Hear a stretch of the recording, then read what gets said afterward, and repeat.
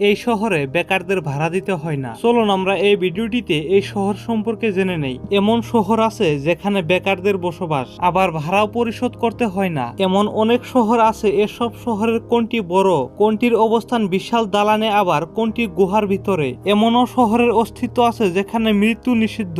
জেনে নিন বিশ্বের অদ্ভুত কয়েকটি শহরের তালিকা। ক্যালিফোর্নিয়ার স্লাভ শহরে প্রচুর বেকার মানুষের বাস। যদিও ওই শহরে নেই কোনো বিদ্যুৎ বা জলের ব্যবস্থা, তবে সেখানে থাকলে কোনো ভাড়া দেওয়ার প্রয়োজন নেই। বলা হয় এটি পৃথিবীর শেষ স্বাধীন শহর। লং ইয়ারভাইন শহরের উত্তরে আছে শালবার্ট এলাকা। আইনত এই শহরে মৃত্যু নিষিদ্ধ। একটি কবরস্থান থাকলেও 70 বছর ধরে তা ব্যবহার করা হয়নি, কারণ সেখানকার আবহাওয়া এতটা ঠান্ডা যে মৃত্যুদেহ পছন্দ ধরে না, তাই পশু পাখিরা সহজে আকৃষ্ট হয়। একটাই শহরে দুই দেশ অবস্থান। অবাক করা বিষয় হলেও তা সত্যি। বুজিংহ্যাম আম হোয়েরখেন জার্মান শহর হলেও সুইজারল্যান্ডে অবস্থিত।